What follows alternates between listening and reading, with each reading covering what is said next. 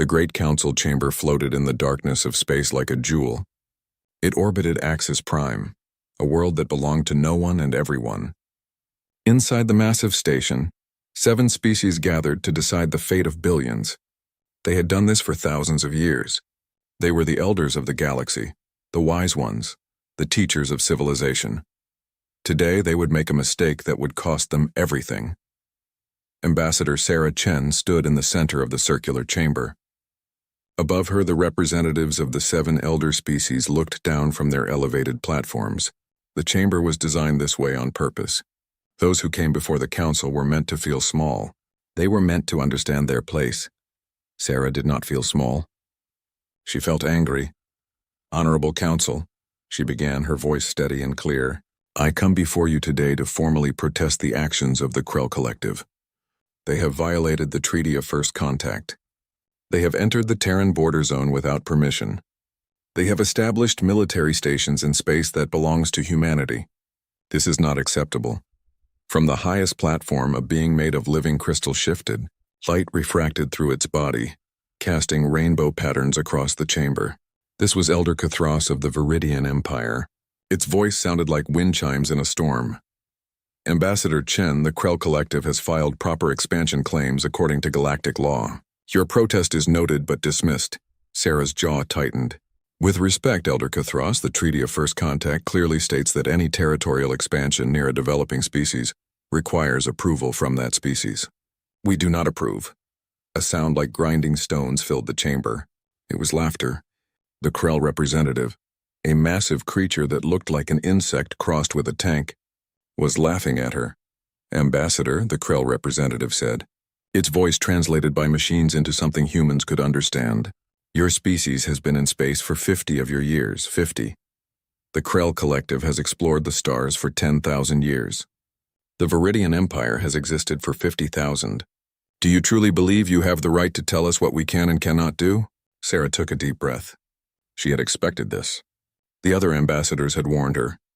The elder species did not respect humanity. To them, humans were children playing with toys they did not understand. "I believe," Sarah said carefully, "that the treaty is clear. It does not matter how old a species is. The law applies to everyone." More laughter echoed through the chamber, not just from the Krell now, but from others. The telepathic Morpheans, creatures of pure thought wrapped in energy fields. The Xinthians, who breathed methane and looked like floating jellyfish. Even the Talvor, who had always been polite to humanity, seemed amused. Elder Cathros spoke again. "Ambassador Chen, your species is young. You do not understand how the galaxy works. You think laws are absolute. They are not. Laws are interpreted by those who have the wisdom to understand them. Humanity has not earned that wisdom yet." "Then let me be very clear," Sarah said, her voice hardening. "Humanity does not care about your interpretation. We care about our people. There are 2 million human civilians in the New Horizon colony. That colony is in the Terran border zone. If the Krell Collective continues to build military stations nearby, we will view it as an act of aggression." The Krell representative moved forward, its massive bulk making the platform beneath it groan. "An act of aggression? What will you do, little human? Will you fight us? The Krell Collective has 3,000 warships. How many do you have?" Sarah did not answer the question. Instead, she pulled out a data tablet and began reading from it. "On behalf of the United Terran Nations, I hereby deliver a formal warning to the Krell Collective and to this council. You have 30 standard days to withdraw all military forces from the Terran border zone. This is not a request. This is not a negotiation. This is a notification." "A notification?" Elder Cathros sounded genuinely curious now. "Of what precisely?" "Of consequences," Sarah said simply. "If the Krell Collective does not withdraw, humanity will take action to protect its territory and its people." The chamber erupted. Every species began talking at once. Some were amused. Some were shocked by the audacity. The Krell representative slammed one of its limbs against its platform, creating a sound like a thunderclap. "You dare threaten the Krell Collective? You dare threaten this council?" "I am not threatening anyone," Sarah replied, her voice calm despite the chaos around her. "I am warning you. There is a difference. A threat is what you say when you want to intimidate someone. A warning is what you give when you want to prevent bloodshed." Elder Cathros's crystalline body pulsed with light. Ambassador Chen, you are young. Your species is young. You have been among the stars for less time than it takes some of our civilizations to elect a new leader. You have no concept of true power. You have no understanding of galactic politics. You come here and demand things as if you have the right to make demands. We have the right to defend our people, Sarah said. That is the only right we need. The Morphean representative, a being of pure thought, projected its words directly into the minds of everyone present. Its mental voice was ancient and tired. Human, you must understand. The galaxy has rules. These rules have kept peace for millennia. You cannot simply demand change because you are uncomfortable. You must learn patience. You must learn your place. Sarah closed her eyes for a moment. When she opened them, they were hard as steel. Our place. Let me tell you about our place.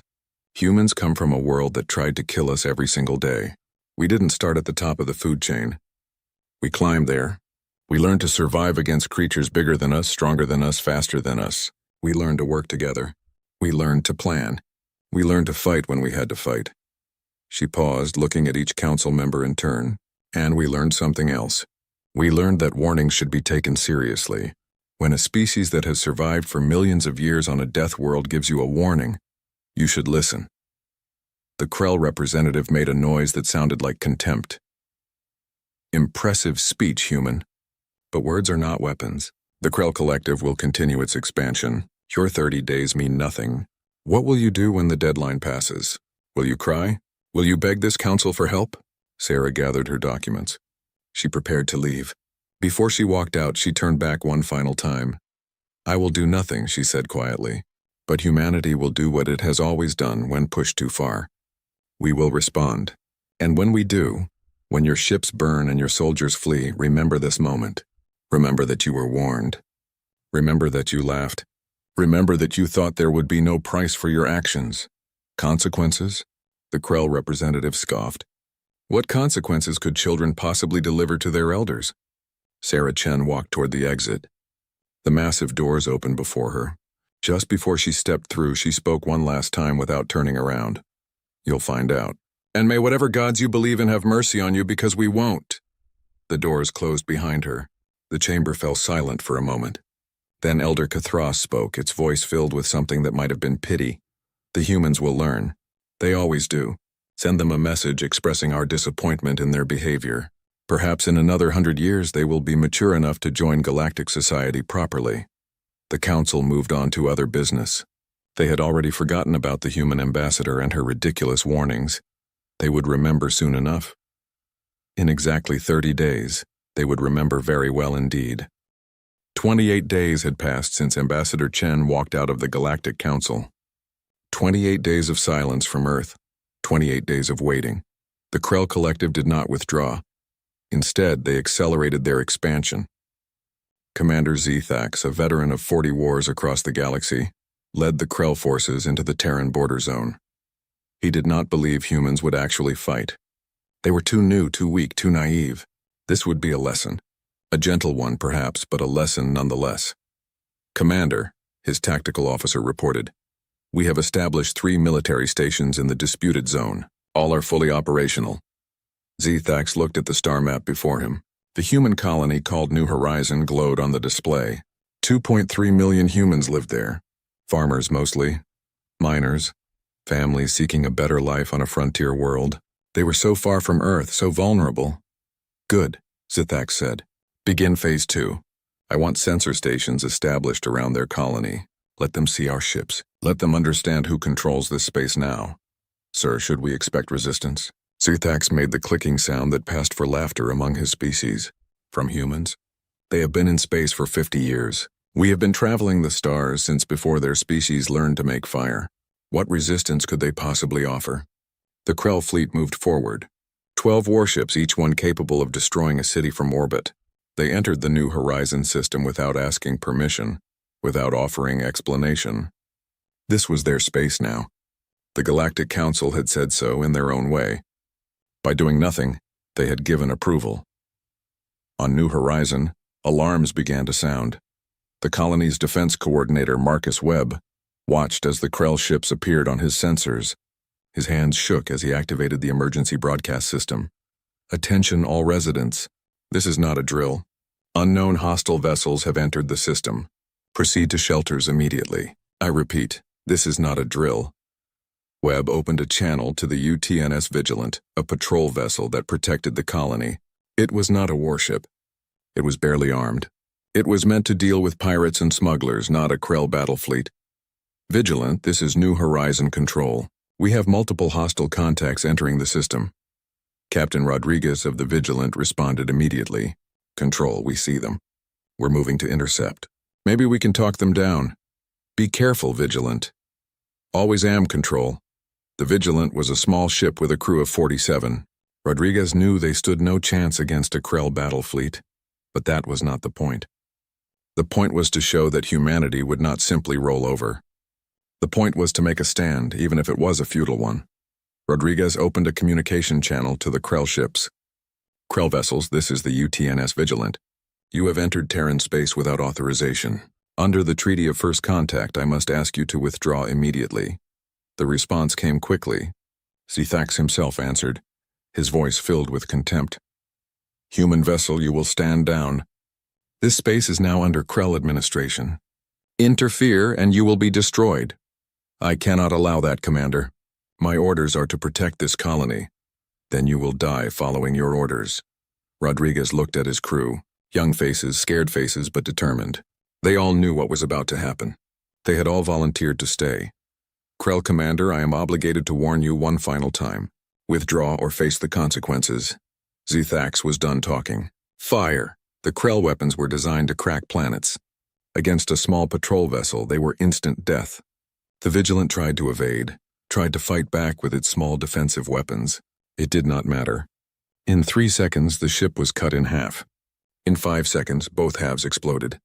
All 47 crew members died instantly. On New Horizon, Marcus Webb watched in horror as the Vigilant disappeared from his sensors. He grabbed the microphone with trembling hands. The Vigilant is gone.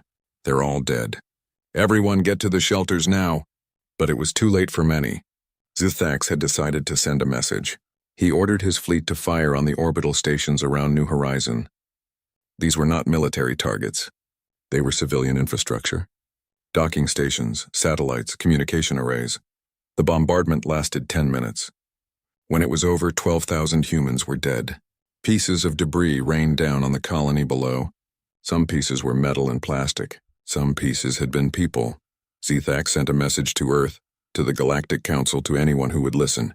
The Terran border zone is now under Krell control. Any resistance will be met with overwhelming force. The humans have learned their place. This matter is closed. On Earth, in a facility buried deep beneath the Rocky Mountains, Fleet Admiral Marcus Stone received the casualty reports. He was a big man, scarred from old wars, gray-haired and gray-eyed. He had spent 40 years in the service. He had fought pirates, put down rebellions, kept the peace. He had never fought an interstellar war. Around him, his staff waited. Some were crying. Some were angry. All were looking to him for guidance, for orders, for something that would make sense of this. Stone looked at the casualty numbers for a long time. 12,000 dead, 47 more from the Vigilant. 12,047 people who woke up this morning expecting to live their lives. Parents, children, workers, dreamers, gone. He thought about Ambassador Chen's warning. He thought about how the Council had laughed. He thought about how they had been given 30 days to make this right, and they had chosen violence instead. Stone pressed a button on his console. Get me the Prime Minister. While he waited, he pulled up a file on his computer. It was marked with the highest security classification. Only a handful of people in the entire human government knew it existed. It was called Protocol Reckoning. Humanity had spent 50 years in space. 50 years exploring, trading, learning. Everyone thought that was all humans were doing. Everyone was wrong. Humans had also been preparing. They had been building. They had been planning for the day when someone pushed too far. The galaxy thought humans were naive. They thought humans were peaceful explorers who would never fight. The galaxy had forgotten that humans came from Earth. Earth, where everything tried to kill you. Earth, where survival meant being smarter, faster, and more ruthless than everything else. Earth, where humanity learned one simple lesson. Be ready, always, for when peace ends. The Prime Minister's face appeared on Stone's screen. She looked tired. She had been in emergency meetings since the first reports came in. "Admiral," she said, "I know what you're going to ask." "Then you know my answer, ma'am. We gave them a warning. We gave them 30 days. They laughed at us. They killed our people. They think we'll do nothing." The Prime Minister closed her eyes. "If we do this, there's no going back. The galaxy will never see us the same way again. With respect, ma'am, the galaxy has never seen us clearly at all. They think we're children. They think we're weak. They need to understand something. Humans don't bluff. When we make a promise, we keep it. When we give a warning, we mean it. How many? How many what, ma'am? How many ships do we have that the Council doesn't know about?" Stone allowed himself a small, cold smile. "All of them, ma'am. The Council thinks we have maybe 200 warships. They're wrong. We have 2,000. We've been building them in the outer colonies for 40 years. They're better than anything the galaxy has seen. Faster, tougher, smarter. And you want to use them? I want to end this before it becomes a longer war. The Krell think they're untouchable. They think they can kill our people without consequences. I want to show them exactly how wrong they are." The Prime Minister was quiet for a long time. Finally, she nodded. "Do it.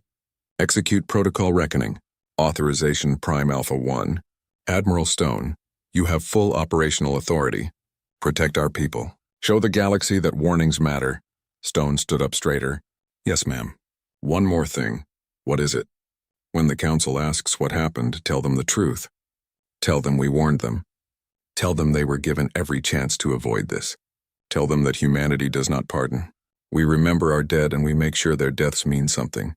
The Prime Minister nodded. "Good hunting, Admiral." The screen went dark. Stone turned to his staff. His voice was no longer that of a sad old man mourning the dead. It was the voice of a predator who had just been given permission to hunt. Execute Protocol Reckoning. Authorization Stone Alpha 9. All fleet commanders begin operational deployment. Target the Krell Collective. Rules of engagement: there are no rules. The Krell wanted a war. We're going to give them one they'll never forget.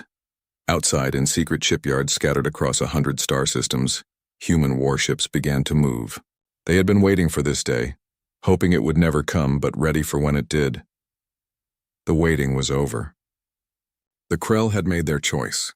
Now they would learn what it meant to ignore a warning from humanity. Commander Zethax expected many things after the attack on New Horizon. He expected angry messages from Earth. He expected the humans to complain to the Galactic Council.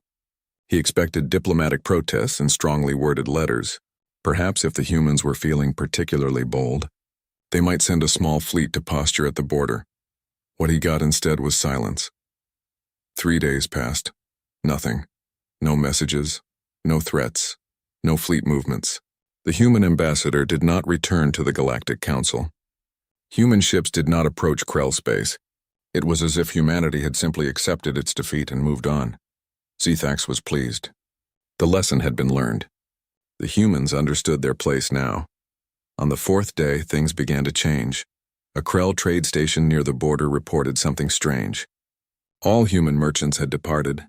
Suddenly, without warning, every human trading vessel had packed up and left. They did not explain why. They did not file proper departure documents. They simply left. Zethax found this odd but not alarming. Perhaps the humans were sulking.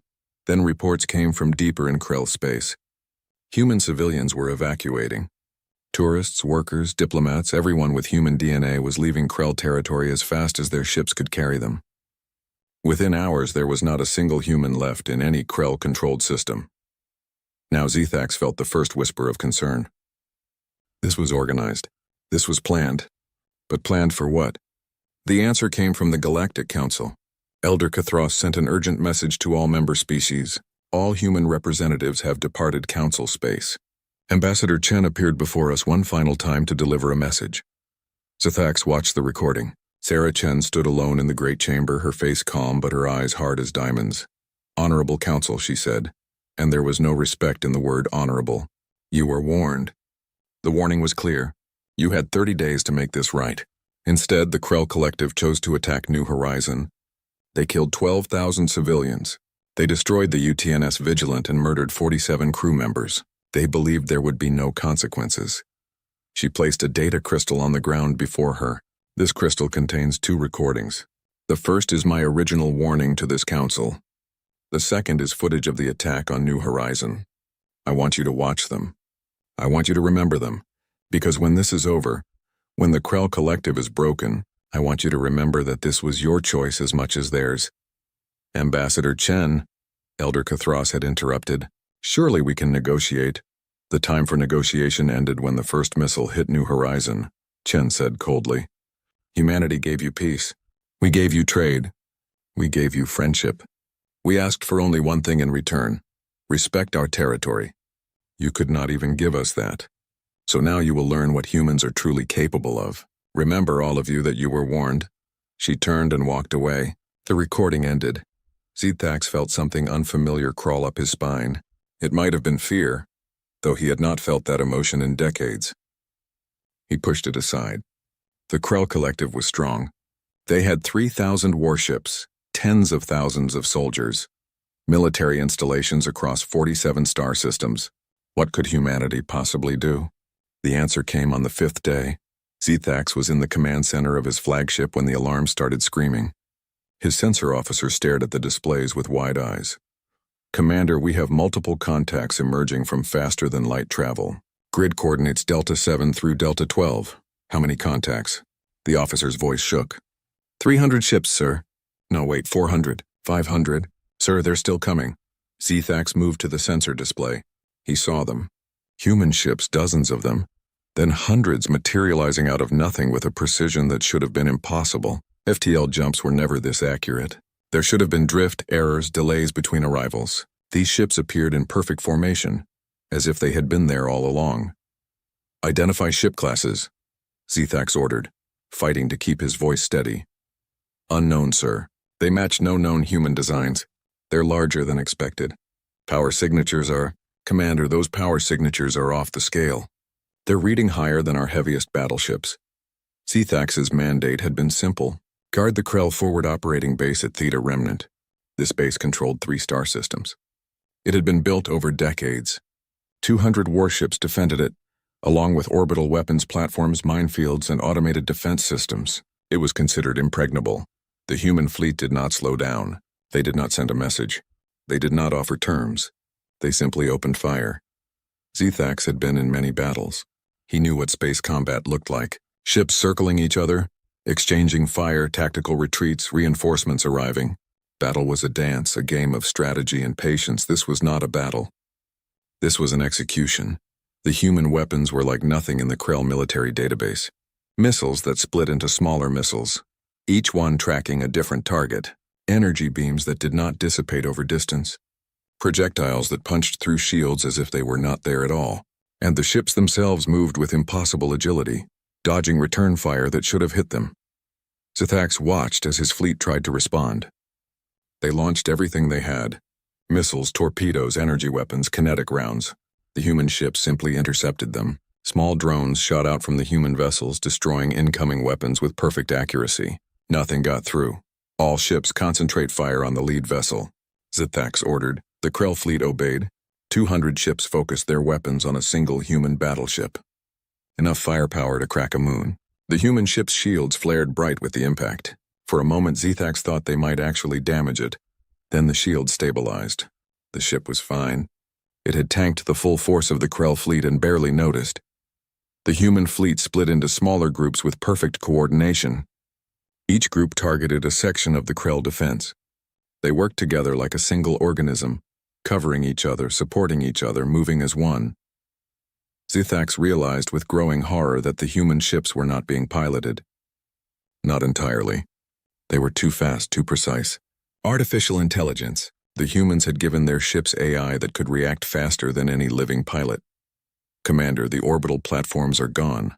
The minefields are cleared. We've lost 40 ships in the first 10 minutes. 10 minutes. The battle had only been going on for 10 minutes. Call for reinforcements, Zethax ordered. Send a distress signal to all nearby fleets. Sir, we're being jammed. We can't send any signals beyond the system. Of course they were. The humans had thought of everything. This was not improvised. This was planned, rehearsed, perfected. The humans had spent 50 years preparing for this exact moment. The Galactic Council had thought humans were exploring. They were wrong. Humans were studying. They were learning every ship design, every weapon system, Every tactical doctrine in the galaxy, and then they had built something better. "Commander, we've lost half the fleet. The remaining ships are requesting permission to retreat." Zethax looked at the tactical display. In 30 minutes, the human fleet had destroyed the Theta Remnant base and most of his ships. Those that survived were scattered, broken, running for their lives. The human fleet pursued without mercy, hunting down every vessel that tried to escape. "Retreat," Zethax said quietly. "All ships retreat to the secondary defensive line." But there was no retreat. The human ships were faster. They caught the fleeing Krell vessels one by one, destroying them with clinical efficiency. Zethax's own ship was hit by something that made his shields fail instantly. A second shot punched through the hull, destroying the engines. His ship began to spin out of control. Emergency systems activated. The crew scrambled to escape pods. Zethax found himself in one of those pods, floating in space, watching as the human fleet systematically destroyed everything. 47 minutes. That was how long the battle lasted. 47 minutes to destroy a base that had taken decades to build, to annihilate a fleet of 200 warships, to shatter Krell control of 3 star systems. Zethax's pod was picked up by a surviving Krell ship. From there, he sent a desperate message to the Krell homeworld and to the Galactic Council. "The humans are not what we thought. They are not explorers. They are not merchants. They are warriors, and they have been preparing for war since the day they reached the stars. We need help. We need the Council to intervene. If they do not, the Krell Collective will fall." At the Galactic Council, the elder species were beginning to understand their mistake. The Morphean Overmind reached out telepathically to the human fleet, trying to establish contact, trying to understand. What they found in the human commanders' minds made them recoil. There was no rage, no blind anger, only cold calculation, only absolute determination, only a simple thought repeated over and over. "You were warned," Elder Cathras called an emergency session. "We must stop this. We must negotiate before the war spreads," but it was too late. The human fleet was already moving to the next target and the next and the next. Admiral Stone had made his decision. The galaxy would learn what it meant to kill humans. The galaxy would learn that warnings were not suggestions. The Krell Collective had stood for 10,000 years. They had conquered 50 star systems. They had fought and won 100 wars. Their military was feared across the galaxy. In 20 days, humanity destroyed it all. Admiral Stone commanded the human fleet from his flagship, the UTNS Retribution. It was a massive ship, built in secret shipyards far from Earth. The Council had no idea it existed. They had no idea any of this existed. Stone stood on the bridge, watching as his fleet moved from one Krell system to the next. Each system fell the same way. Human ships arrived with perfect coordination. They destroyed military targets with overwhelming force. They left civilian populations untouched. This was not random violence. This was surgical precision.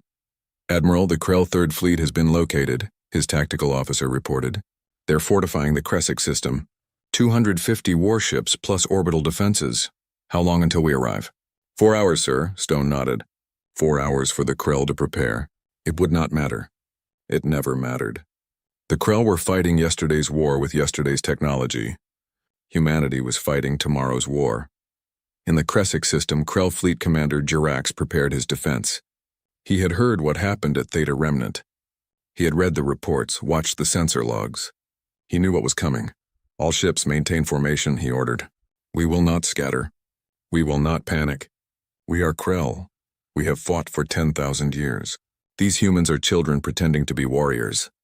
But Jirax did not believe his own words. He had seen the footage. He had seen how the human ships moved, how their weapons struck, how they coordinated. This was not pretend. This was real, and it was terrifying. The humans arrived exactly when they said they would. 4 hours after the warning, their ships emerged from FTL in perfect formation, already moving at combat speed. Jirax gave the order to fire. 250 Krell warships unleashed everything they had.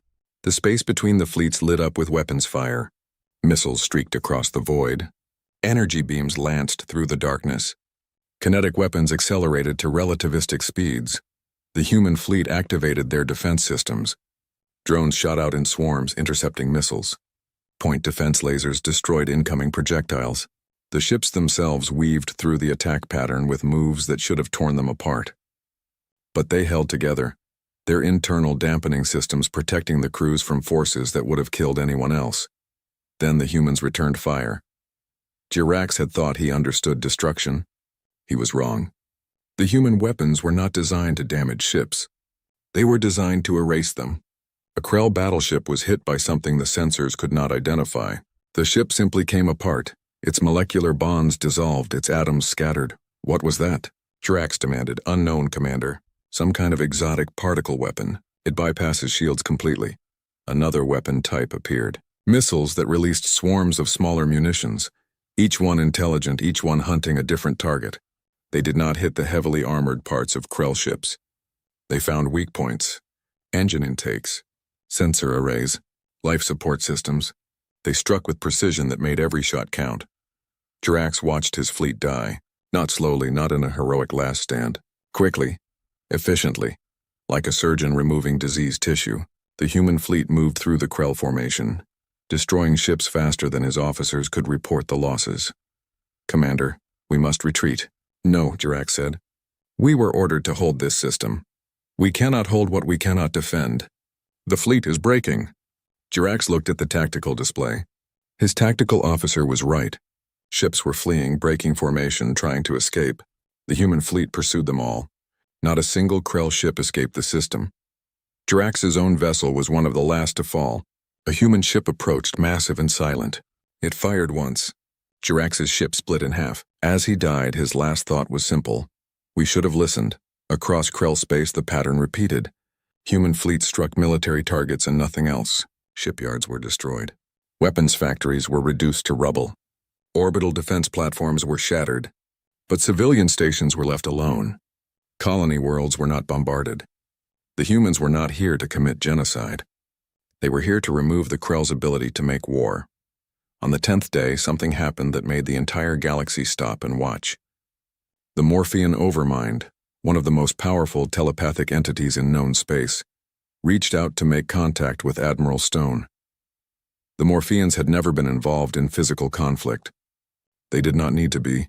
Their telepathic abilities could crush minds, could drive entire species to madness. They were feared and respected in equal measure. The Overmind touched Stone's thoughts, expecting to find rage, expecting to find bloodlust. Instead, it found something far more frightening. It found cold logic. It found a human who had done the math, who had calculated the cost of peace versus the cost of war, and had chosen war because it was actually cheaper in the long run. The Overmind spoke directly into Stone's mind. Admiral, this conflict must end. The Krell Collective is broken. Further violence serves no purpose. Stone thought his response, knowing the Overmind would hear it. The Krell Collective attacked our civilians. They killed 12,000 people. They thought we would do nothing. We are teaching them and the entire galaxy that actions have consequences.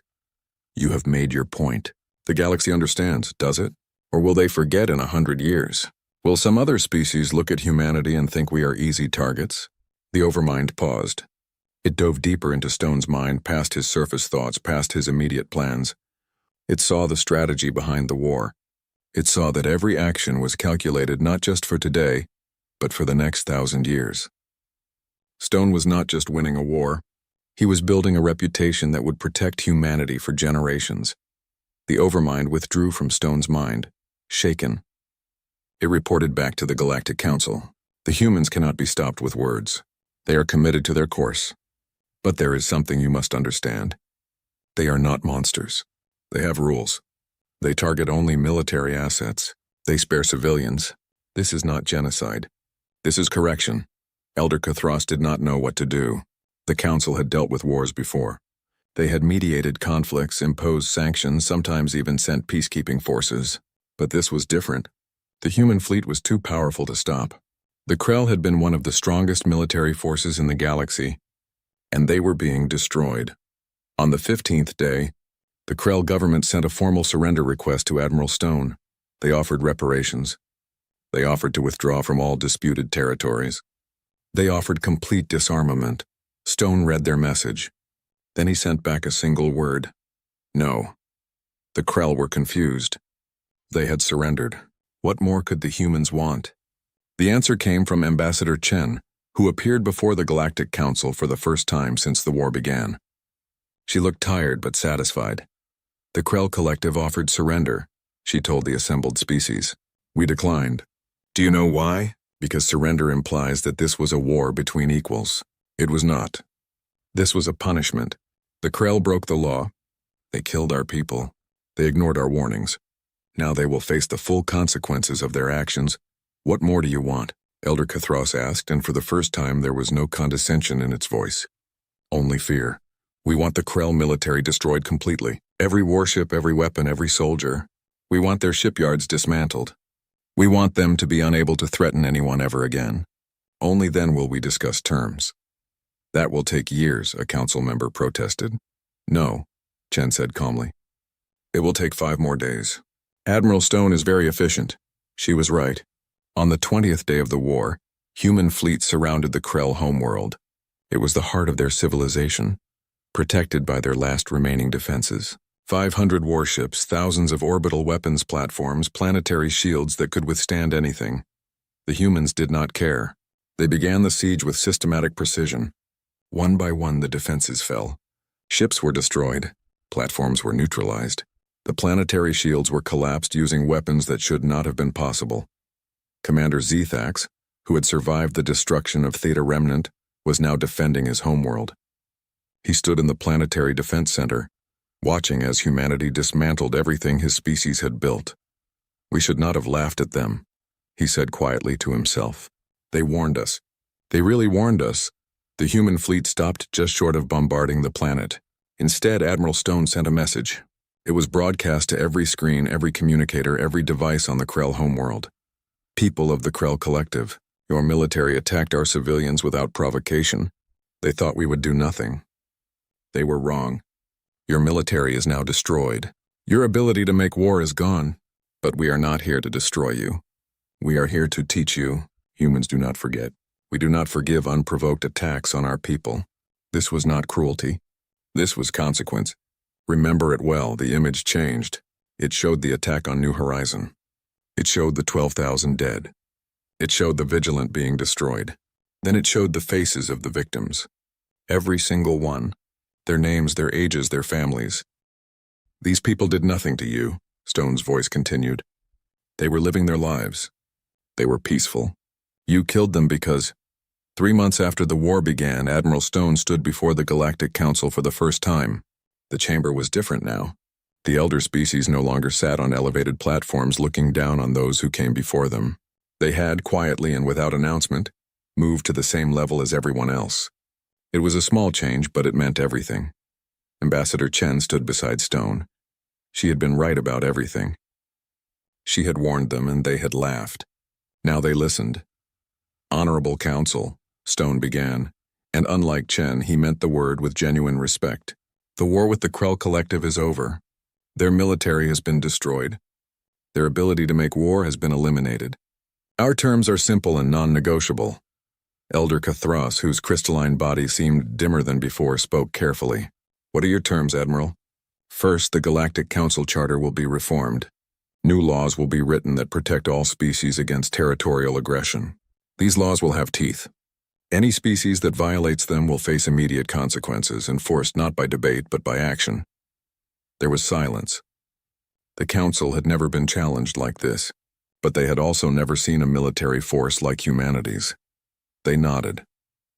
Second, Stone continued, all disputes between species will be subject to mandatory third-party arbitration. No more dismissing complaints because one species is older or stronger than another. The law applies equally or it applies to no one. More nods. The elder species were learning humility. Third, the Krell Collective will pay reparations for New Horizon. Every family that lost someone will be compensated. Every structure that was destroyed will be rebuilt using Krell resources. They do not have the resources, a council member said quietly. You destroyed their economy. Then they will work for 50 years to pay the debt, Stone said flatly. The same 50 years that humanity will occupy their territory to ensure compliance. 50 years? Elder Cathros sounded shocked.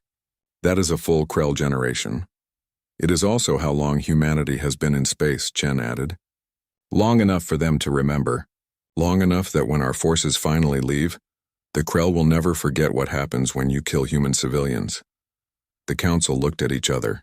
Finally, Elder Cathras spoke. We agree to all terms. The charter will be reformed. The Krell will pay reparations. But Admiral, Ambassador, we must ask, what is to stop humanity from becoming what the Krell were? What is to stop you from using your military power to dominate others? Stone was quiet for a moment. Then he pulled up a holographic display. It showed the Krell homeworld. Human ships still surrounded it, but something else was happening on the surface. This, Stone said simply. The display zoomed in. Human soldiers were on the ground, but they were not occupying cities. They were building. Hospitals were going up in areas that had been damaged by the fighting. Schools were being constructed. Infrastructure was being repaired. Human engineers worked alongside Krell civilians, teaching them, helping them. We are not here to rule the Krell, Stone explained. We are here to ensure they can never threaten us again. But we are also here to show them a different way. Humanity knows what it is to be underestimated. We know what it is to fight for survival. We do not want to dominate the galaxy. We want to be part of it as equals. He paused, looking at each council member. But make no mistake, we will defend ourselves. We will protect our people. And if anyone attacks us again, we will respond with overwhelming force. This is not a threat. This is a promise. We do not bluff. We do not posture. When humans give a warning, you should listen. The council accepted this. What choice did they have? Humanity had proven itself, not just as a military power, but as a species that kept its word. They had said they would respond to the Krell attack. They did. They had said they would not harm civilians. They did not. They had said warnings matter. They had proven it. On the Krell homeworld, something unexpected was happening. The Krell civilians, who had been terrified of the human occupation, were beginning to understand something. The humans were not monsters. They were strict, yes. They were unwavering in their demands. But they were also fair. A young Krell named Takik worked at one of the new hospitals being built. She approached a human soldier who was helping with the construction. He was a big man, scarred from the war, but his eyes were kind. Why are you helping us? Takik asked. Your people killed our military. You destroyed everything we built. Why not just leave us to suffer? The soldier set down the beam he was carrying. What's your name? Takik, let me ask you something. Did you attack New Horizon? No, I am a teacher, not a soldier. Exactly. You didn't kill anyone. Your people, the civilians, they didn't kill anyone. Your military did. Your government did. We are not monsters. We do not punish the innocent for the crimes of the guilty. But you destroyed our military completely. You showed no mercy. The soldier's face hardened. No, we didn't. Your military killed 12,000 of our civilians. They destroyed a patrol ship with 47 crew. They thought we would do nothing. We showed them exactly what happens when you ignore a warning. But you, Takik, you did nothing wrong. So we are here to help you rebuild. Takik thought about this. Your people are strange. You are so kind now, but you were so ruthless in war. We are not strange, the soldier said. We are just honest. We said we would defend our people. We did. We said we would not harm civilians. We have not. We keep our promises, all of them. The good ones and the bad ones. Word of this conversation spread across the Krell homeworld. Other humans said similar things. Slowly, fear turned to understanding. The Krell began to see humans not as monsters, but as something else. Something that kept its word. Something that could be trusted as long as you did not betray that trust. In the Galactic Council chambers, the reformation was complete. New laws were written. Old assumptions were challenged. The elder species, who had ruled for so long, began to understand that age did not equal wisdom. Power did not equal right. Ambassador Chen delivered humanity's final statement to the Council. We came to the stars in peace. We wanted to explore, to trade, to learn. We still want those things. But we have learned something, too. We have learned that peace only works when everyone respects it. When someone breaks that peace, there must be consequences. Real consequences, not just words. She looked at the assembled species.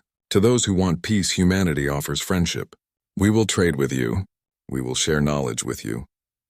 We will stand with you against threats. But to those who threaten us, to those who think humanity is weak because we prefer peace, we offer only one thing. A warning. Take it seriously. Learn from the Krell's mistake. Will humanity withdraw from Krell space after 50 years? Elder Cathros asked. Will you truly leave when the time comes? Yes, Chen said without hesitation. We said 50 years. It will be 50 years, not one day more. When we make a promise, we keep it. That is what makes us different. We do not lie. We do not manipulate. We tell you exactly what we will do, and then we do it. It is very simple. The council adjourned. The galaxy began to adjust to its new reality. Humanity was no longer the naive newcomer. They were a power, a force to be respected and, if necessary, feared. Trade routes reopened. Human merchants returned to council space, but now they traveled with military escorts, and those escorts were not for show. Everyone knew what human warships could do. 10 years passed. Then 20. Then 30. Slowly, the Krell collective rebuilt, not as a military power but as something else. They became traders, engineers, builders. Under human supervision, they learned different ways to be strong. They learned that power came not just from weapons but from creation. On the 40th year of the occupation, Commander Zethax, now old and gray, met with the human occupation commander. They stood in the rebuilt capital city of the Krell homeworld, looking at the busy streets below. I was there, Zethax said quietly. I was at Theta Remnant. I fired the first shots at your patrol ship. I gave the order to bombard New Horizon. The human commander, a woman named General Martinez, nodded. I know. Your name is in our records. Why am I not in prison? Why am I allowed to walk free? Because you were a soldier following orders. Your government made the choice to attack us. You were just the weapon they used. Zethax was quiet for a long time. We should have listened to Ambassador Chen. We should have withdrawn when she warned us. Yes, you should have. Would you really have let us go? If we had withdrawn, would there have been peace? Martinez looked at him. Absolutely. We meant every word. If the Krell had respected our borders, none of this would have happened. We would still be trading partners. Your people would not have suffered, but you made a choice, and choices have consequences.